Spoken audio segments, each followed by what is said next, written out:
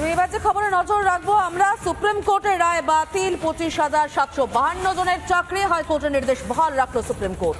হাইকোর্টের রায় হস্তক্ষেপ নয় জানালো সুপ্রিম কোর্ট। বাতিল 2016 এসএসসির গোটা প্যানেল।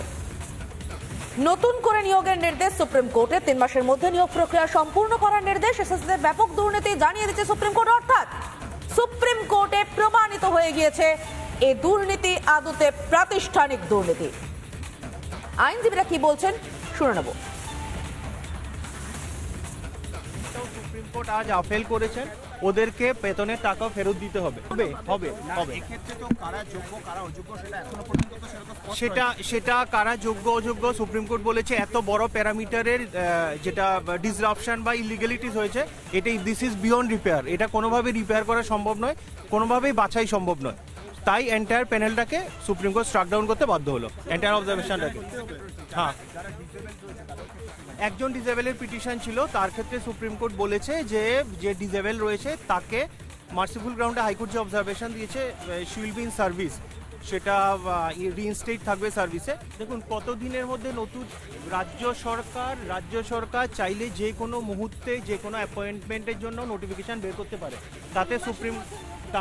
তাতে সুপ্রিম কোর্টের কোনো অবজারভেশনেরও দরকার নেই।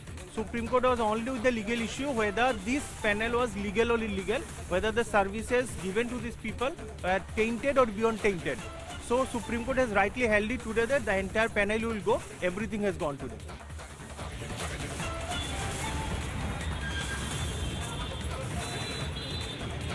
আর এই পাশাপাশি যারা চাকরি হারিয়েছেন, যারা নিঃস্ব হয়ে গিয়েছেন, তারা বাস্তবিক রূপে কান্নায় ভেঙে পড়ছেন, কারণ তারা আগামীটা জানেন না। শুনুন তারা কি বলছেন। লাশের পর লাশ দেখবেন, এবার আবার লাশের পর লাশ দেখবেন, এটাই হচ্ছে আপনার মানে কৃতিত্ব। পুরো বাঙালিকে আমাদের নতুন প্রজন্ম আমাদেরকে পুরো শেষ করে দেওয়া হলো। এবার আপনি খুশি তো? জিতে গেছে তো আপনাদের বাম আমলের প্রতিশোধ নিতে। আপনারা যে খুলে আম দুর্নীতি করেছেন, কি ভেবেছিলেন বাপের উপর বাপ হয় না? দেখে নিলেন তো, এবার বাপের উপর বাপ হয়। আপনাদের অন্যায়ের জন্য আজকে আমাদেরকে বলির পাঠা হতে হলো। বলির পাঠা কোথায় যাব আমরা? অবশ্যই এই মমতা ব্যানার্জির ওইসব ক্যাডারদের জন্য।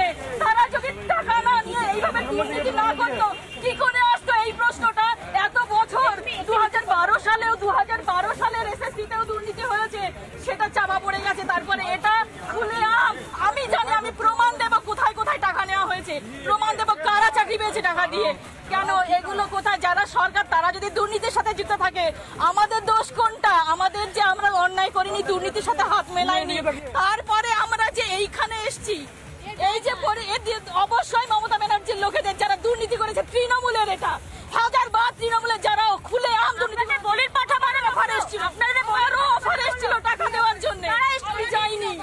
তৃণমূলের লোকেরা নাম বলে দিতে পারি। তখন তৃণমূল বিধায়ক জাকির হোসেন কি বলছেন একবার শুনুন। 26,000 ছেলে মেয়ে তারা যাবে কোথায়? তাই আমি তাদের পক্ষে বলছি যে যারা যোগ্য আছে তাদেরকে অন্তত সুযোগ দিয়ে, তাদের ইন্টারভিউ নিয়ে এবং তাদের কাগজপত্র দেখে যদি যোগ্য আছে তাদেরকে চাকরি ফিরিয়ে দেওয়া হোক। আমরা না হলে তাদের তীব্র বিরোধিতা করছি এবং আমরা দরকার হলে আন্দোলনে নামবো।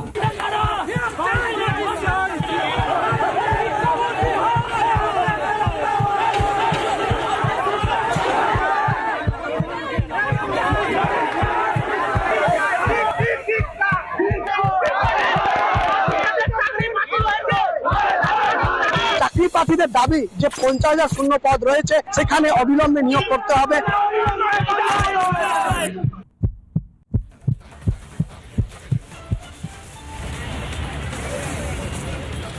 ফিরছে এই সংক্রান্ত আরো অন্যান্য খবর নিয়ে একটা ছোট্ট বিরতির পর। দেখতে থাকুন রিপাবলিক বাংলা।